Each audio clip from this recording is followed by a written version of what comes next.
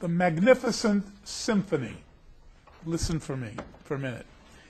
God is so disenchanted with all the noisy earthly music he keeps on hearing that he decides to do something about it. He sits down to write a Rosh Hashanah symphony. When he finishes, God is very pleased with his effort. It is, he says to himself, a magnificent musical symphony, exactly how real music should sound. Now that it's ready, God wants his symphony performed as quickly as possible. So he assembles the greatest musicians of all time and invites everyone who ever lived to hear his masterpiece.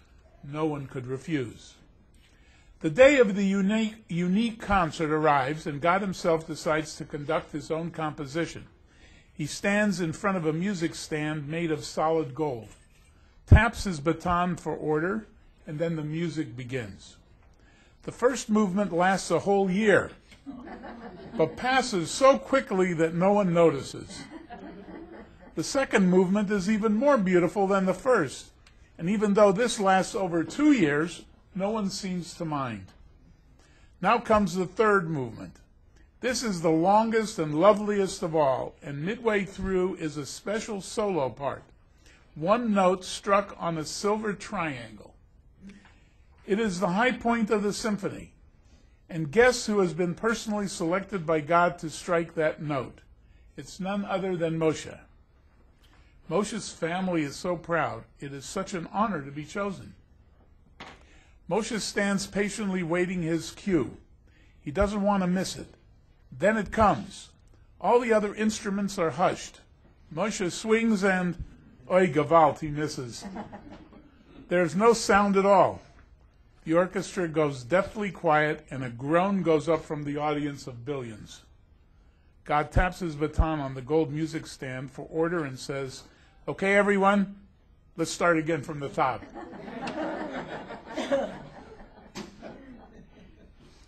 Well, part of what we are celebrating at the High Holidays is time.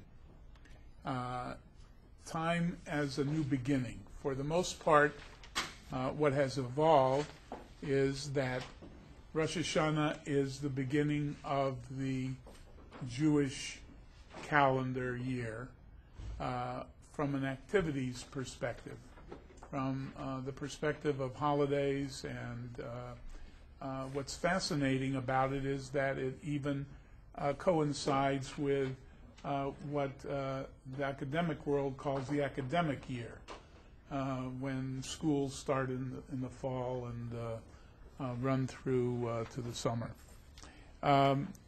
The lesson today, what we want to cover, is sort of an overview of how the High Holidays have evolved from biblical times. Now, last week we were fairly thorough, and the text material even explains it, that the first day of the 7th month, which is Tishri, is a day of solemn rest. We blast horns, we bring an offering made by fire, plus some very specific sacrifices. The 10th day of the 7th month is a convocation in which we afflict our souls. That was defined as fasting and other aspects of self-denial. So in biblical times, this holiday was basically performed in the temple, and all of the Jewish people as a mass were passive. They did nothing. They just observed. And on Rosh Hashanah, they had one mitzvah to observe. And what was that mitzvah? To hear. You had to hear the shofar blown. Right. I did send to most of you, I hope you read it, an article on the shofar. Had a lot of detail, halacha, etc. For those that didn't, if you see me afterwards, I'll be glad to send it to you again another time. But there's a lot of detail in there, and if you read it and you have any questions, we'll come to that in a little while. We'll have a chance to talk about the shofar. One of the most unusual aspects of biblical times, as we denoted last week, was the Azazel, the scapegoat.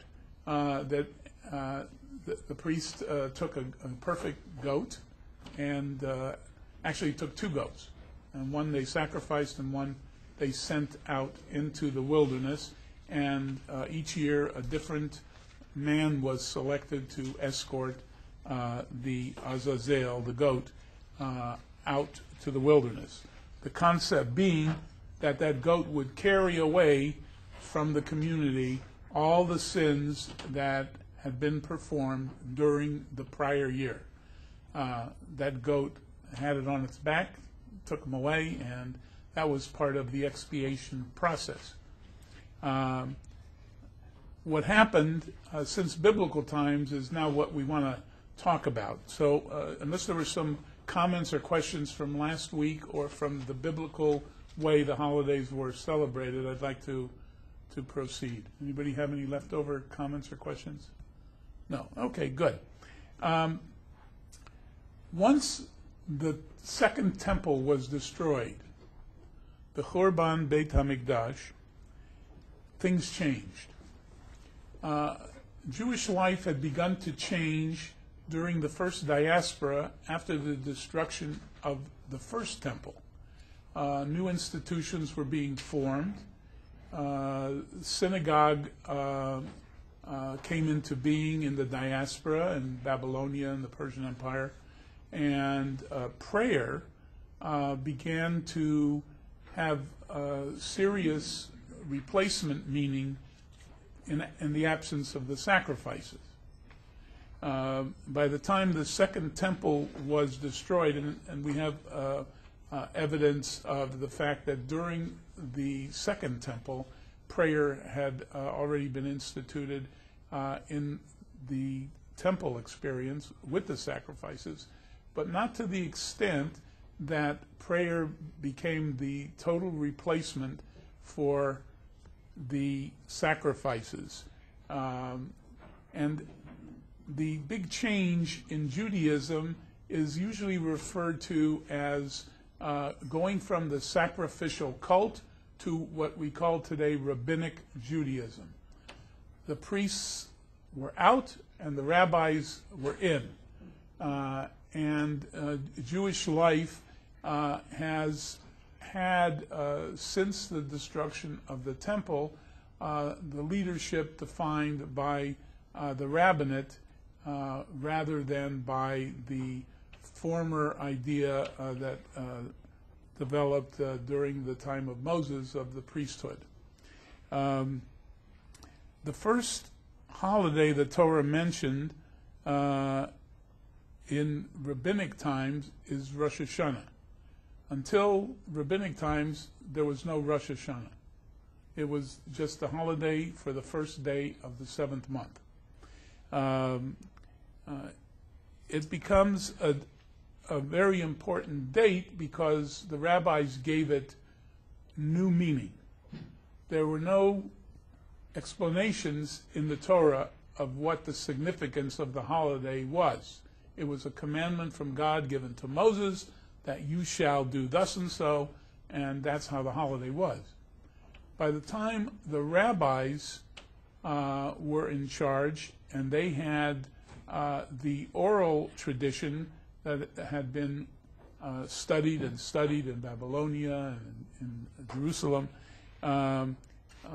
one of the tractates of the Talmud deals specifically with Rosh Hashanah, and in it is beginning to be mentioned some of the terminology that is new at that point in time.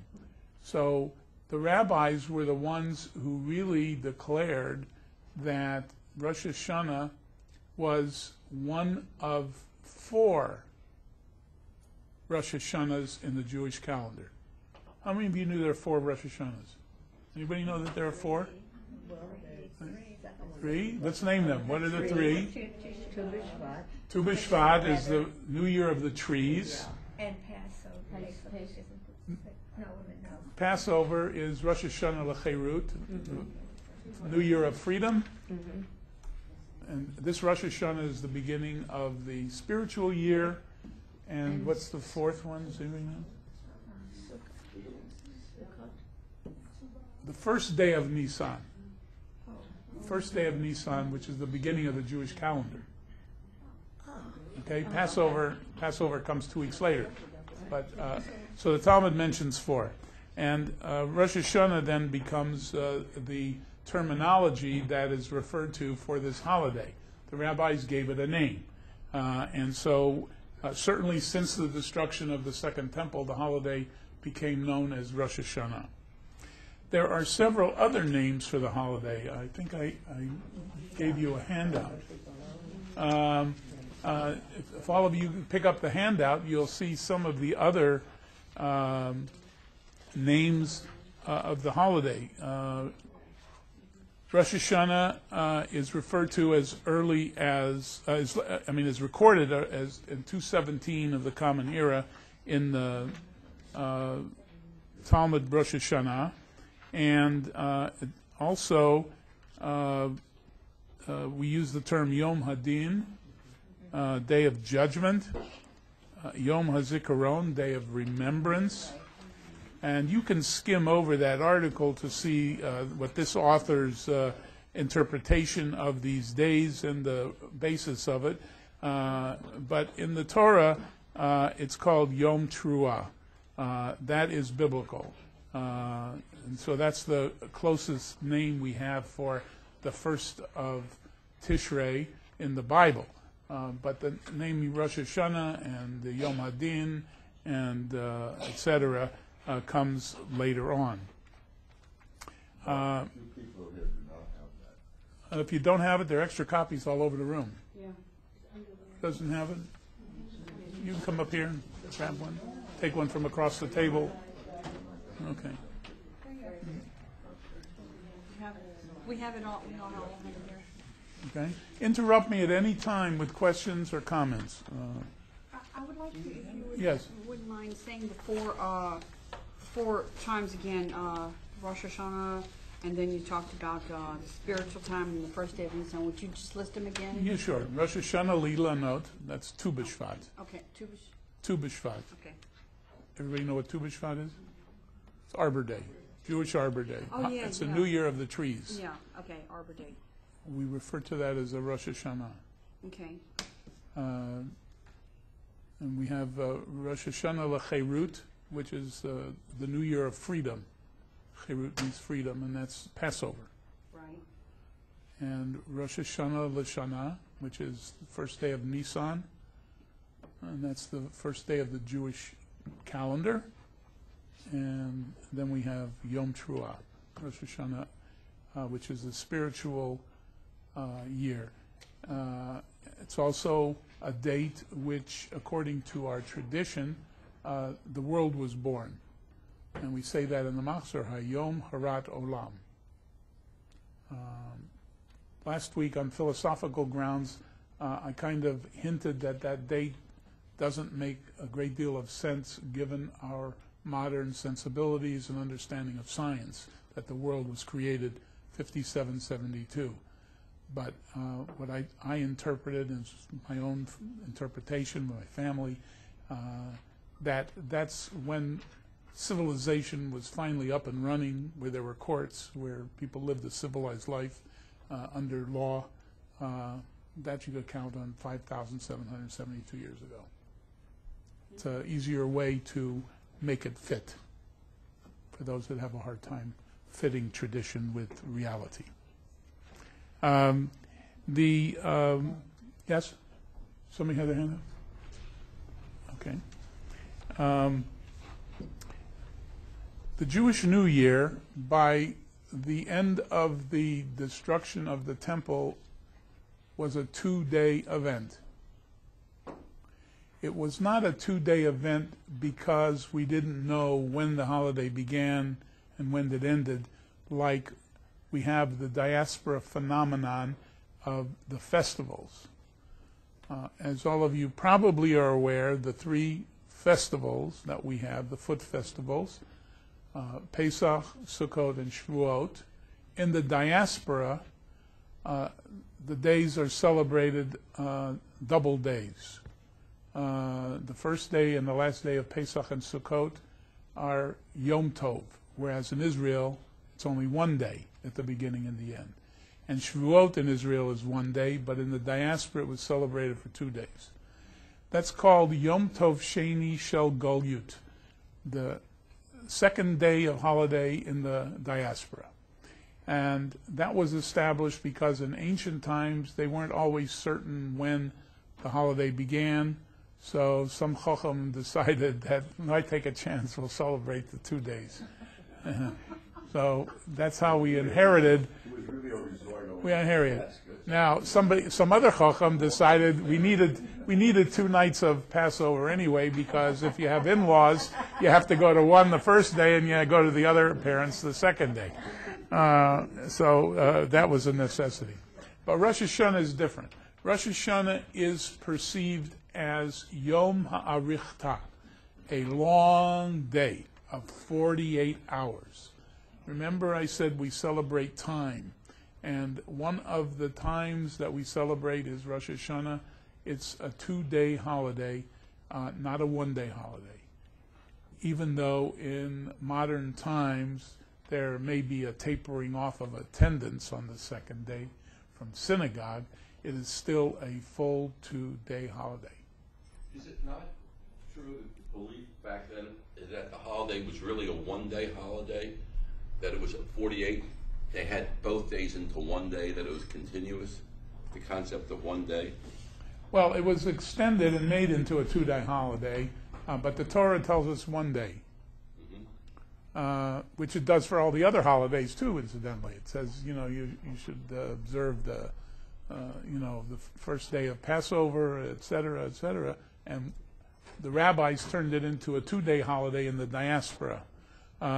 But the Torah does not indicate that Rosh Hashanah is a 2-day holiday.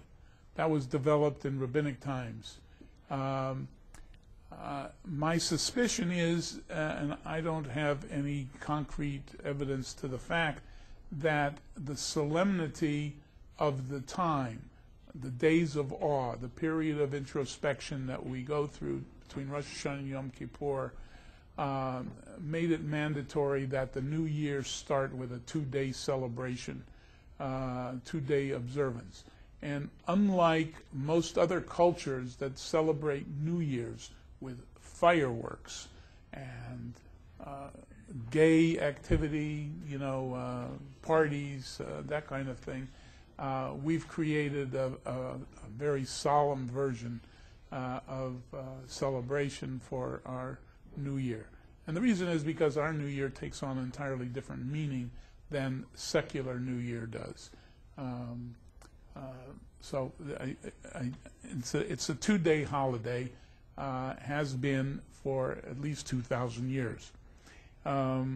We no longer send the scapegoat out. We may have some scapegoats among us, but we don't actually take a goat and send the goat out into the wilderness. Instead, we now substitute prayer and penitential prayers in particular. We recite appropriate prayers in the process that we call, in English, doing tshuva, performing repentance. And we do it for the most part by verbal expressions of atonement, where we have brought to the fore the fact that we've done something wrong, we've admitted that we've done something wrong, and that we make amends by promising not to do that again. These steps in doing tshuva are always accompanied by prayer and by charity. That's why we have a Yom Kippur appeal. Yom Kippur appeal is a last opportunity on Yom Kippur to do a mitzvah, a very important mitzvah at that. There is no longer a Holy of Holies. In the ancient ceremony, and I don't know if we went into this in too much detail last week, but the high priest on Yom Kippur would go into the Holy of Holies, and he had one chore to perform in there. Does anybody know what that chore was? He had to say the name of God that we're forbidden to pronounce. It's called the ineffable name, Yud-He Vav-He. However it's to be pronounced. The high priest did that once a year. We have had always the custom of using a substitute name whenever we came across the Yud-He Vav-He. We usually use the word Adonai, but there are many others that substitute for Yud-He Vav-He. The truth is, nobody really knows how that was pronounced.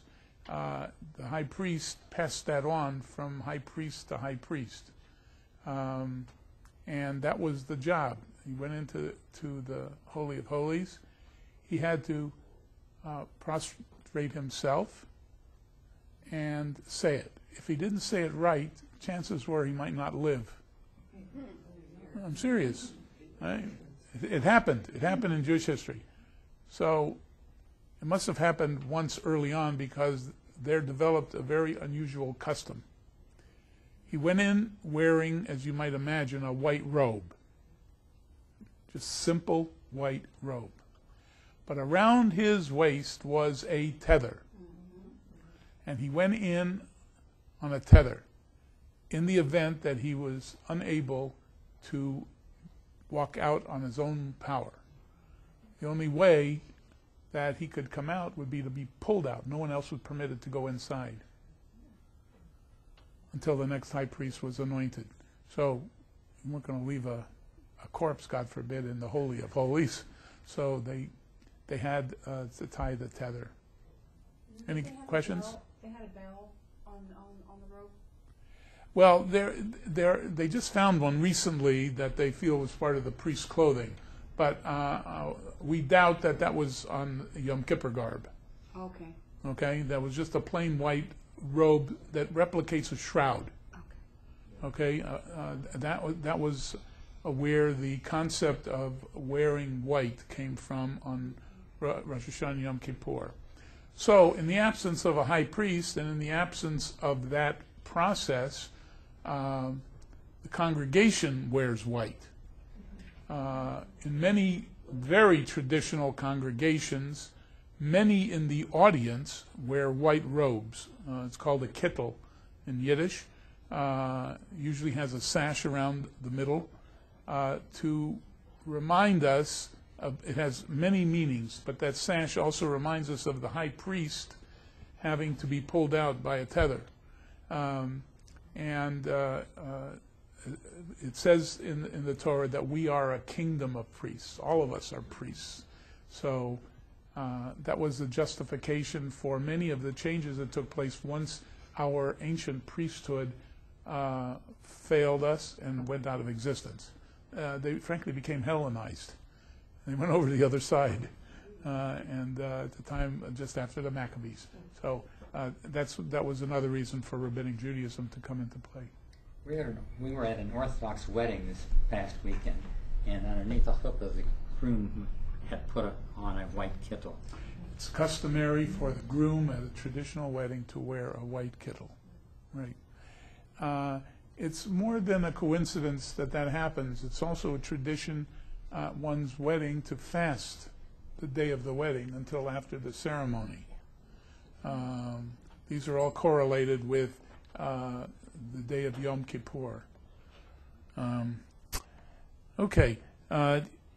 So in the absence of the Holy of Holies and this procedure with the high priest, we added a service to the worship, and it's called Musaf. All of you know it from the Sabbath service. It basically represents the sacrifices on Shabbat, but on Yom Kippur, the Musaf service is a replacement, a sort of verbal reenactment of the high point of the ancient Yom Kippur experience in the Holy of Holies. it became the custom over the generations for the congregation during the Musaf, during the Aleinu, which is in the Amidah. You may have a chance next week with Cantor Jeffrey, Chazan Jeffrey, to see it in the Machzor, that everybody would, where the part is V'anachnu Korim, and you bend the knees. You didn't bend the knees. You went down onto the floor. And today, that custom has been pretty much retained basically by the clergy. But in Orthodox synagogues, if you go on Rosh Hashanah and Yom Kippur in a Musaf service, many, if not most, of the people go down on the ground. What's kind of happened from the 10 centuries of the Common Era into the Middle Ages was that a lot of this functionality was empowered to the clergy, and the congregation got into a different mode of less active presentation, allowing the clergy to be their representatives, their shlichim, to do it. So if you go into synagogues, conservative and Orthodox synagogues today, when it comes to the Aleinu in the Musaf service, you're apt to only see the cantor, maybe the pulpit rabbi, go down on their knees and on their face. But you won't see wholesale congregants do it. There are exceptions to that in many shtibels and various sects of Judaism where still they retain that ancient tradition. Now, because of that tradition, one of the customs that became very, very common, particularly during rabbinic times, was that men went to the mikveh to immerse themselves for spiritual cleanliness just before Rosh Hashanah and again before Yom Kippur. The women had that obligation from time immemorial, but the men were never obligated to go to the mikveh. But the custom that the men should be fully prepared for the rites of Rosh Hashanah and Yom Kippur, the same way the priests were washed and had to wash before they performed, had to immerse themselves in the mikveh, so too traditional men go to mikveh before the high holidays. It's a very nice custom for one who is trying to make the spiritual transition from the everyday, all year long mentality into the high-spirited mode of the high holidays. Now, in the Middle Ages, we obviously had a lot of fressing on Rosh Hashanah and fasting on Yom Kippur. The holiday became less solemn. It became a happier occasion, a celebratory occasion. Not like our secular New Year with fireworks and parties and a lot of alcohol. We're not talking about that. But it became a something akin to the festiveness of Passover and Sukkot. And some of the sociologists explain, archaeologists explain that that happened because of the bad times the Jews found themselves in where they lived in the diaspora. And whenever they could create a simcha, everybody loves to go to a simcha. So they made Rosh Hashanah into a much more joyous occasion. In fact, we say that in our greetings. We wish people a happy or a joyous New Year. And a lot of the customs went along with that. However, on a practical level, we still had the issue of getting rid of our sins. So what came into vogue, and there's a little history to this, is a prayer called tashlich, a set of prayers, a ceremony called tashlich. Tashlich means to cast off. And so it's the custom on the first day of Rosh Hashanah to gather in a place of flowing water, a stream, a river, an ocean, and to cast off our sins. The only thing about it is that there's no time limit. It does not have to be done on the first day of Rosh Hashanah. According to our tradition, we have until the day before Hashanah Rabbah, at the end of Sukkot, to perform that ritual. It does not have to be done on Rosh Hashanah. However, in the spirit of having a happy holiday and for it not to be quite so sad or solemn, Tashlich became a social gathering in many communities. If you live in New York on Rosh Hashanah, and on the afternoon of Rosh Hashanah, unless it's Shabbos, you'll see thousands of people on the Brooklyn Bridge and the Williamsburg Bridge, and it sort of it takes on a sort of party atmosphere, even though the business at hand is to recite the prayers of Tashlich, to cast your sins off into the water.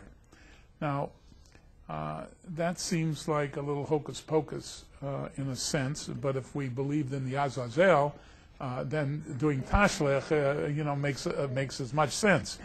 However, I wanted to share with you where that comes from. There's a verse in the book of Micah, and I'm just going to read it to you. There are 3 verses. Who is a God like unto you that pardons the iniquity and passes by the transgression of the remnant of his heritage? He retains not his anger forever because he delights in mercy. He will again have compassion upon us. He will subdue our iniquities, and you will cast all your sins into the depths of the sea. You will show faithfulness to Jacob, mercy to Abraham, as you have sworn unto our fathers from the days of old. So that verse in Micah was the basis of the evolution of the process called Tashlich. The irony is that it was not universally accepted. It didn't. It's mentioned in Josephus, who was a historian just after the time of the destruction of the temple. So there's some mention that a ceremony by the ocean took place. As a matter of fact, what Josephus reports is that there was special permission granted of the Romans for the remnant of the Jews to get permission to go as a crowd, as a mob, to the ocean in order to perform this ritual. They had to have permission. That's what he was reporting on. He wasn't reporting on the doing Tashlich. He was reporting on the fact that they had to get permission to gather in order to do this. However, Jewish history suggests that this gathered its greatest momentum in early England and in Germany. In Germany, by 1425, this was an established ritual for Rosh Hashanah. And further studying, we discover that the Vilna Gaon was against it, and some others felt that this was too superstitious. They also felt that you should not take crumbs to feed the fish, that could cause damage, which is very interesting because you can sour the waters and you might feed them the wrong thing, and it's not healthy. Now, one other thought on this, which I found interesting, there's a correlation between casting our sins off onto water where there are fish. It's based on the idea that fish are very special.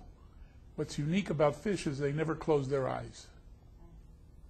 And while they never close their eyes, they're in a limited milieu. They're in water. They're not all over the world.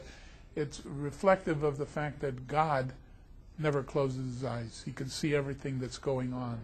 And The concept of the fish took on great significance. However, I think the Christians captured the idea of the fish too.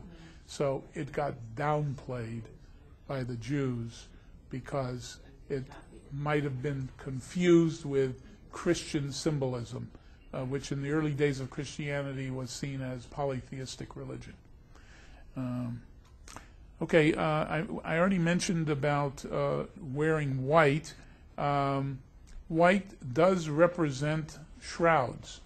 That's where the simple idea of a simple kaftan, robe, whatever you want to call it, kittel, is usually very simple.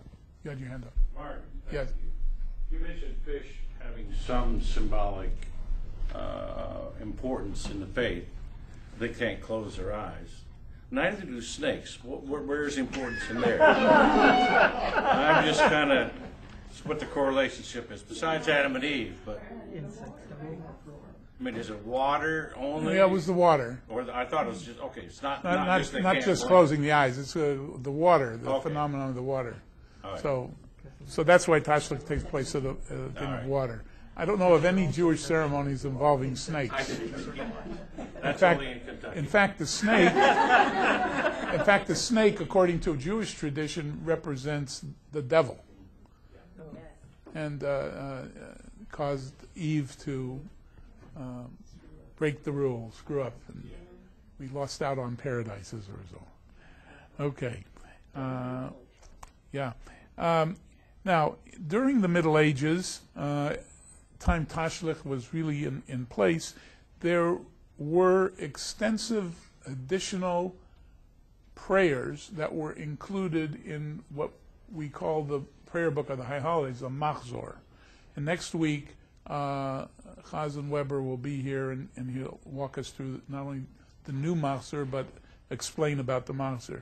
However, the reason that we have even a Machzor instead of a Siddur with some supplements in it is because so much additional material has been compiled to be included in our traditional liturgy for the High Holidays. So we have our own prayer book for Rosh Hashanah and Yom Kippur. By the way, for those that don't know, there is such a thing as a Machzor for the festivals, the 3 foot festivals. However, the additions for the festivals are small enough to be able to be included in a regular Siddur. So that's why you don't have to have 3 sets of books for Shabbat, for High Holidays, and for the festivals. But the Machzor, one of the significant additions to the High Holiday liturgy, particularly from the Middle Ages, were piyutim. It's a Hebrew word for poetry. Not the kind of poetry, rhyming poetry per se, but specially written, graphically designed prayers to reflect penitence and tshuva and the mood of the High Holidays, the days of awe. As you will notice and have noticed in past years, that many of those prayers have been written as acrostic hymns. Acrostic meaning like the Ashrei prayer, the first letter of the first line is an aleph, the second is a bet, third is gimel, etc. And even translators into English and in other languages have tried to maintain the integrity of the alphabet, so they have tried to correlate and make A, B, C, D against aleph, bet, gimel, dalet. So on one side you have an acrostic in English, on the other side you have in Hebrew. Those prayers were put in because for many years the public at large was not very well educated. People were either too busy working, impoverished, or protecting themselves. And only a small select group of people were sponsored by the community to study, the bright and best. They would go to institutions we call today yeshivot, yeshivas. and the ultimate goal of study in a yeshiva would be ordination, to become a rabbi. Whether one practiced as a pulpit rabbi or became a teacher, the erudition was promoted among a small percentage of the population. They didn't have the freedom to go, which meant you had basically an illiterate Jewish population. Population didn't know too much. They mostly followed orders. And when they went to do prayers, they had to memorize the prayers. Well, if you go to synagogue every week, you can pick up the main prayers. Many of us do. You know parts of them by heart if you don't know the whole thing by heart. And that's good because you do it regularly. But how often do we go to the synagogue on Rosh Hashanah and Yom Kippur? So how can you know these new additional prayers that are only said on Rosh Hashanah and Yom Kippur? Now, thank God somebody invented a printing press, and we can print books and copies of all of these things, and everybody has access to them. But go back 600 years, 700 years, 800 years. What did you pick up when you walked into shul? You didn't pick up anything because you probably couldn't read it. And if you picked it up, it was probably a scroll. It was written on parchment. Okay? Very clumsy, to get it all in. But whoever the Shliach Tzibor was, the Chazan, he had one, so he was using it to pray from. And the rabbi, probably didn't even have page numbers that you could announce the pages. The role was entirely different. So in those times, there was much more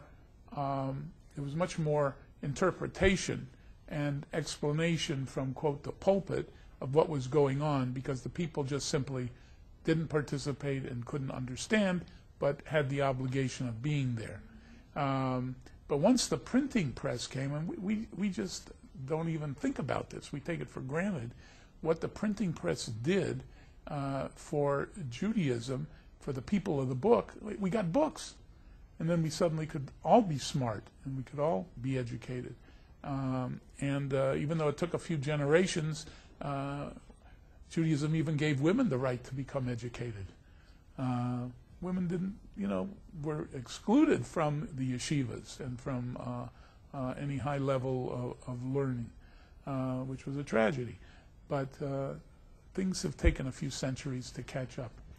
You had your hand up, Bill. Wasn't it the Maharal and Paul who introduced secular subjects into yeshivot? Yeah, there were certain key people along the way who were very, very brilliant in their own right, and who, on their own, attended university and became very, very scholarly in other subject matter. The Vilna Gaon was one of those. He was really brilliant in mathematics, and there are wonderful stories about him. And so certainly it took a while, but for the most part, the yeshivas of Europe really concentrated pretty much on Talmud study and understanding the Bible, and of course the major commentaries. And if you were going on to be a rabbi, you had to know all of the different books of Maimonides, because your bechina, your final exam, they didn't do a dissertation, they had to be examined for hours on end, was on Maimonides, all the various laws of Judaism as expounded by Maimonides. And that's still pretty much the case today in Orthodox smicha. You have to know Yeridea particularly.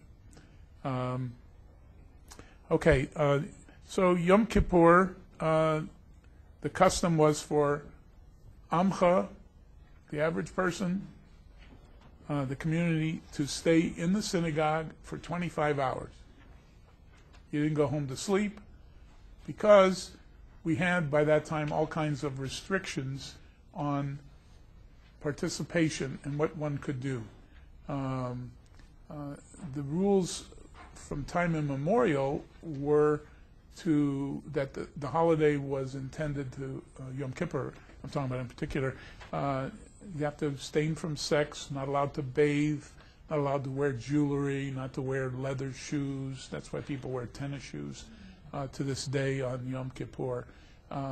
You take on sort of a 25-hour period of asceticism in which we deny ourselves some of the basic pleasures of life, and that came out of and embellished in the Middle Ages. The experience today is a little different. Rosh Hashanah, to many people we all know, is a time for check-in. You have to check in with the Jewish people once a year. So we always joke about the once-a-year people, the ones who come on Rosh Hashanah and Yom Kippur, and then you don't see them the rest of the year.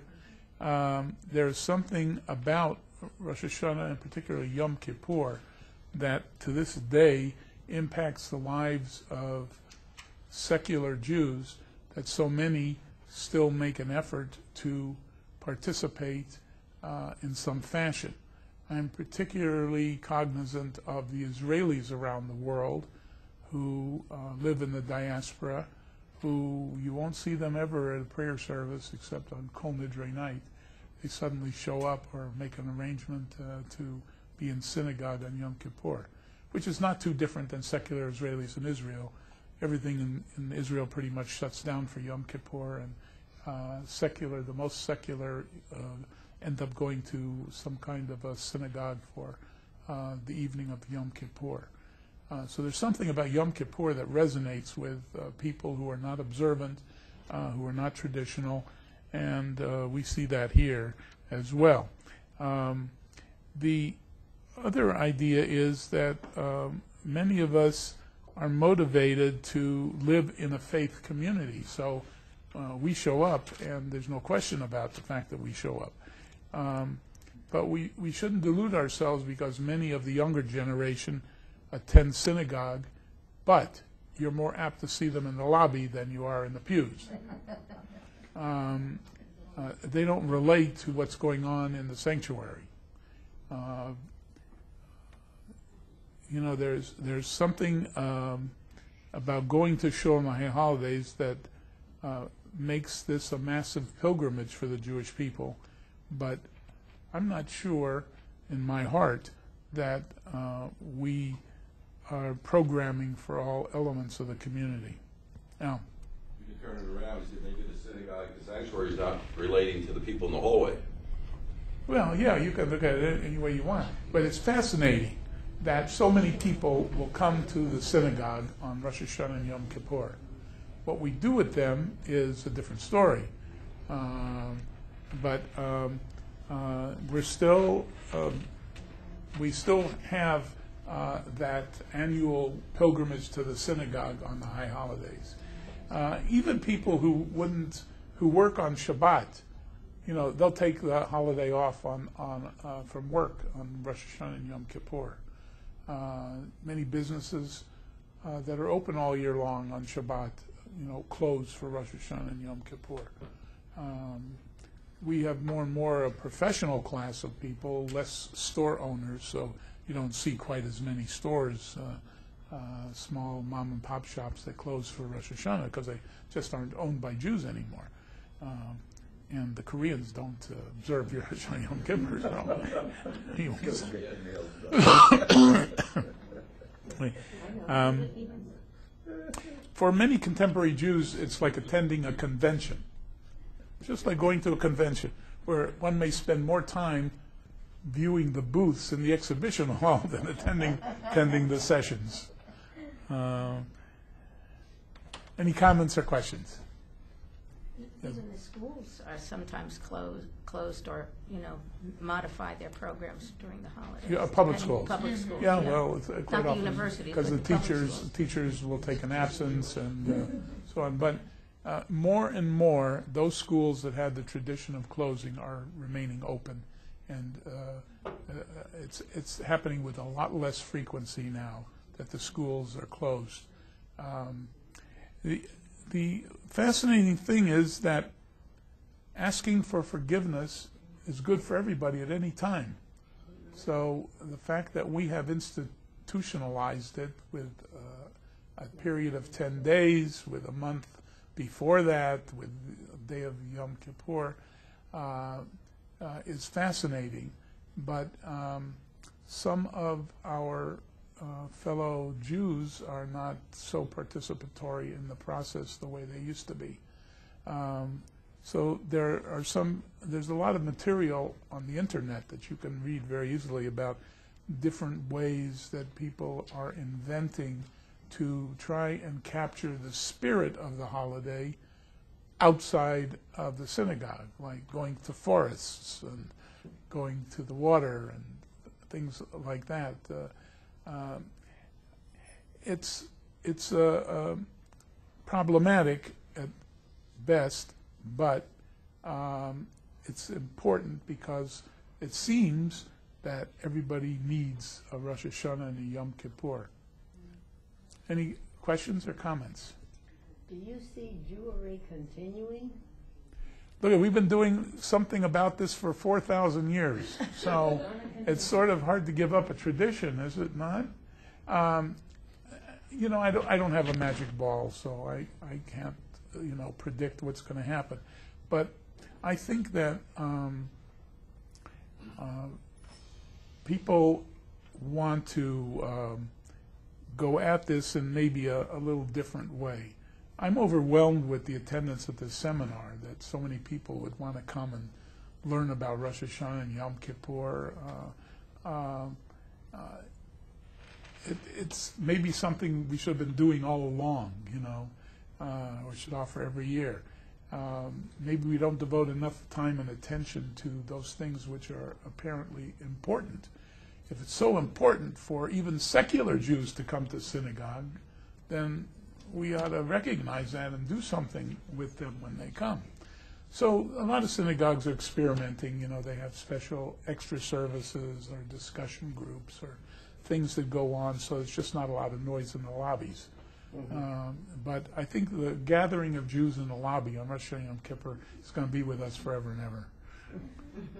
Many of those kids who were in the lobbies a couple of generations ago are probably sitting here right now. I mean, think about it. So it did us some good to stand out there and just hear that. You're absolutely right. Yeah. You're absolutely right. It's fascinating that we have sort of within us the attempt to encourage the tradition to carry on.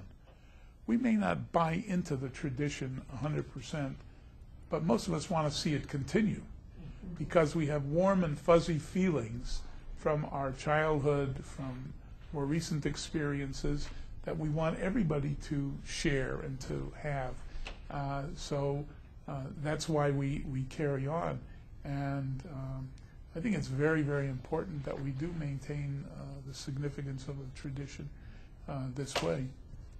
I'm heartened by the role of Hillel, and that they're playing with the youth at college, and I've seen excellent results from that, where on the high holidays, all the Jewish kids, no matter what range of Judaism they are, will go to services.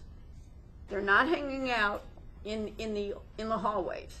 There might be texting while they're there. I'm not sure, but they're there. And I think in terms of the younger generation, Hillel is playing a major role, a really important role, and it's working. I think one of the reasons it works is because when kids go away from home, they want something that's going to connect them back, something that's stable and something, and even if their family wasn't terribly observant, that whole idea of Judaism and that identity comes to the fore at the high holidays, and often, depending on the university and depending on the people and the students who are in Hillel, often that will continue during the academic year. So you're starting off the academic year, as Martin had mentioned earlier, at the same time as the high holidays. And it's really interesting to see what happens, especially with the freshmen. And then the relationship of the upper class students, sophomore and beyond, to them. And I'm impressed. A lot of the synagogues here in town have open invitation to college students, and many college students take advantage and get placed in people's homes for holiday meal, etc., which is very, very encouraging that that's taking place. Judy. Another along the lines of Hillel, even earlier than Hillel, there's a very important thing that's going on throughout the United States and hopefully other countries, and that's called the Camp Ramah Doram. Here in our temple, we sent 20 children, young children, not college students. These were grade school and high school students to Camp Ramah Doram in Georgia. They were there up to a month's time. And I know from past experience, because my granddaughters, all three of them have gone. Sarah's been there 4 years, Amy and Hannah 2 or 3 years. And they learn Hebrew, they study Hebrew, they eat kosher meals. They also have all kinds of camp fun. I too participated in a thing like that from St. Louis, out in the Lake of the Ozarks. The Jewish Community Center in St. Louis, Missouri had Camp Hawthorne, and all of those people that went to Camp Hawthorne, I think, remained strong Jews. And it's something that you should all think about for your children and your grandchildren, because it's extremely important. Camp Ramah Doram. Now, Mark, you want to take a second, go through the history like Beit Knesset, because you're really talking about the house of gathering, derivation of the shul, and you have great explanation on that. I think it's and why people come to the shul, and just to come in, and I think the whole concept and what transpired after that. The institution of the synagogue was something that evolved in Babylonia as a multi-purpose institution. Most people today think that the synagogue had one purpose, serving as a Beit Tfilah, as a house of prayer. It's simply not true. The synagogue had 3 core functions historically, as a Beit Tfilah, as a Beit Sefer or Beit Midrash, as a school, and as a Beit HaKnesset. Beit HaKnesset means a house of gathering, house of assembly, a place where Jews could gather. In ancient times and in more modern times, the synagogue was the place where everybody ran and gathered when there was some external threat to the community.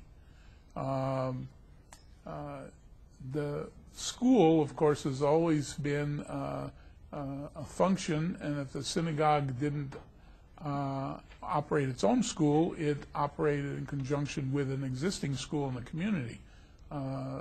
Many small towns had multiple synagogues and shtibels, but they had one school for everybody, community school. So schooling was very much a part of the synagogue. Unfortunately, over time, the concept of the synagogue got altered. In some places, it overemphasized prayer and played less of a role in the other areas. Mordecai Kaplan, who was a professor at the Jewish Theological Seminary for over 50 years and is considered the founder of Reconstructionist Judaism, he saw the synagogue as a center where all kinds of activities should take place. He wasn't saying anything unique. He was really saying what the synagogue always has been, multifunctional institution, but that it should be the center of Jewish life in the community. And those synagogues that make their synagogues into centers usually are more vibrant and offer a lot more and draw more people to it. Those synagogues that are limited in function to just prayer They generally just serve that purpose and are usually very small in size. They never grow. They just serve the needs of a local gentry who are interested in having a minyan in the morning and in the evening and on Shabbat. And there are many, many of those. They're called shtiblach. Some of them have clergy, some don't have clergy, but they don't provide anything other than a place to daven, with some exception. I mean, if it has a rabbi, he may give a class following the morning service for an hour for those that can stay. But basically, they're not multi-purpose institutions. The concept of the synagogue being a center of Jewish activity ran into major conflict with other Jewish institutions that were formed for the similar purposes, namely YMHAs or Jewish Community Centers. What's fascinating is that that movement is dying out very rapidly. As we experience here in Sarasota, there's no more Jewish Community Center, and centers all around the country are closing up right and left because of the number of factors. I wouldn't go into it. But the synagogue seems to be the place that now is sitting in a prime position to make up for those more defunct institutions. Okay, let's take a last few minutes because I did send to most of you, some of you didn't get a chance to read the article on the shofar. I thought we should talk about the shofar as a main feature of Rosh Hashanah and the ending of Yom Kippur. As we pointed out last week was the first day of the month of Elul, and that was the day in which we begin to blow the shofar at morning services. It's blown every morning except on Shabbat, and we don't blow it on the last day of the month of Elul, which is the day before Rosh Hashanah. And the reason is because it's obligatory to hear the shofar on Rosh Hashanah, so we want it to be a new experience. And if you've heard it blown for 29 days, that's okay, but there's got to be a break, so we don't blow the shofar the last day. Is there anybody here who's never handled a shofar? I'm going to pass it around. Never blown it, You can when it comes back, I may blow it. I blew it the first day at the opening of class last week. The shofar is an interesting item. There are a number of different species that are used for a shofar, but they all come from a class called Bovidae. We don't use the antlers of a deer, for example, because the antlers of a deer are not hollow. So you can't really get a sound out of a non-hollow piece of bone. The shofar is made out of the same material as our fingernails. And it's there's I think in the article I sent out there was sort of an order of preference. A ram is the primary source. There are some other animals that are permitted. Their horns are hollow too. They have different names. The Spartic horn, which is usually a long curly horn, is from a kudu. That's a species of, I guess, bovine that we're not too familiar with here. And they all have different levels of sound. The interesting thing to me about shofar is its simplicity. What I didn't realize until I read that we have in the Torah two elements to Rosh Hashanah, which we no longer use in combination. One is the shofar. The other is a trumpet. There were trumpets. There were trumpets always heralded the arrival of a king and the coronation of a king. In ancient times, the shofar used to have a mouthpiece attached to it. In fact, if you've gone to some Reform temples, you may find that they have a brass mouthpiece, and therefore a trumpet blower can blow the shofar a little easier than a shofar blower blows the shofar. In its crude form, they're a little harder to blow and get the tones correct for the holiday. There are different sounds. The shofar, though, may come from a wild animal that is not considered kosher to eat. And it's not considered a violation of Jewish law to blow a horn, put it to your mouth, if it's not kosher variety, if it wasn't slaughtered kosher. The horn itself is just a horn. And unlike a Torah, which is considered holy, a shofar is not considered a holy object. Tefillin are holy. A talit is considered holy. A prayer book is holy. A shofar is not considered holy. A shofar is considered an instrument, and it's the sound that comes out of it under the requirements of when we are to hear the sound that makes it holy. It's not the horn itself. So for anybody who might think, can you put a horn up to your mouth that comes from a non-kosher animal, does that make you treif? It doesn't. It's just a horn. The other trumpets got lost in the process, but we maintained the integrity of the shofar as the instrument for Rosh Hashanah. Why? Because it's called Yom Truah. It wasn't called Yom Chatzotzrot. And a trumpet is different than a shofar. King David, by the way, used the shofar in the temple orchestra when they were getting ready to build a temple. Of course, Solomon was the one who completed the temple and so on, but David, who was a musician himself, always had a shofar as part of the musical ensemble.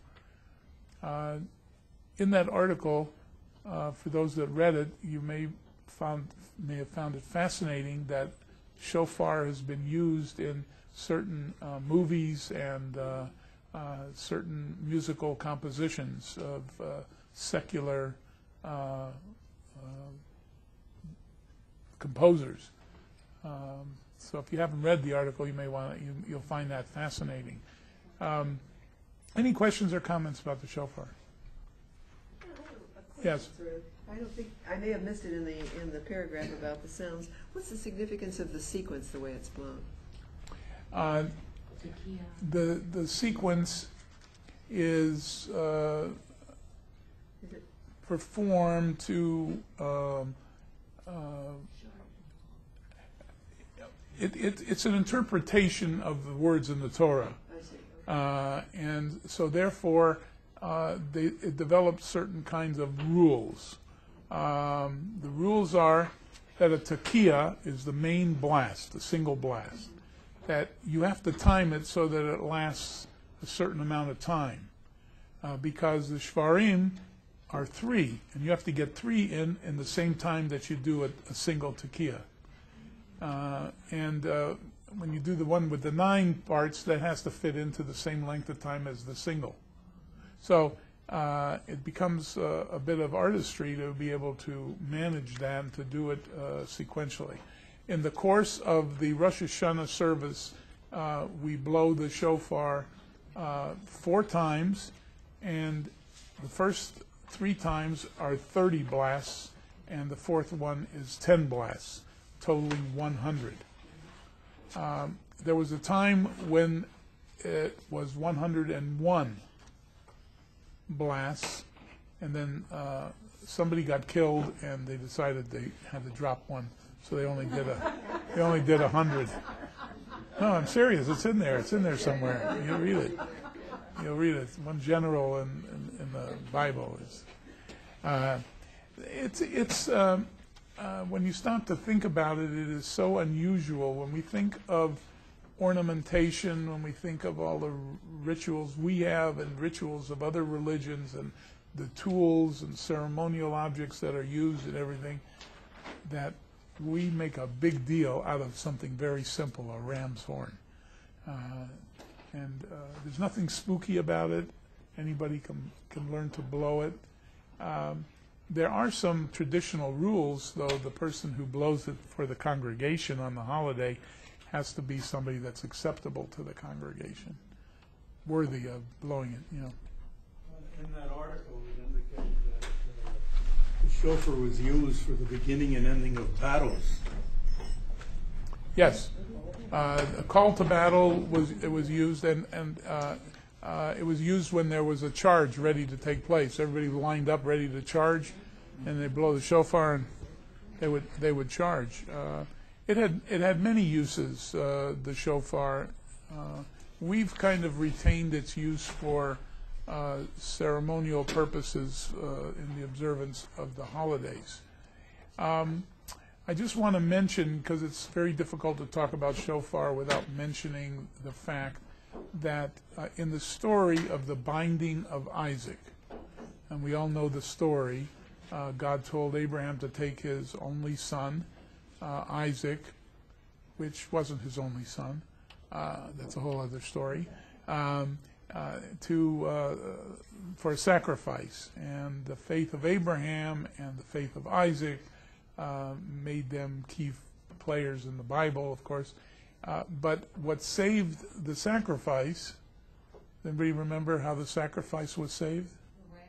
Yeah, a ram suddenly appeared in the thicket, right? So we associate the story of the ram with the shofar. And that's why we use the ram's horn. I suppose if it was, a deer that was in the thicket, we would somehow use the deer's antlers or something. But it was a ram. It was a ram. When you read about the shofar, you're also apt to discover that the horn of a goat makes a shofar.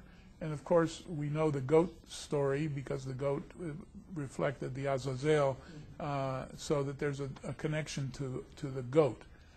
So the ram is connected to Abraham's story, which is read on the holiday, and the goat is the Azazel, the goat of expiation. Any other final questions or comments? Okay, we'll see you next week. We're going to go over the Machzor and study the Machzor next week.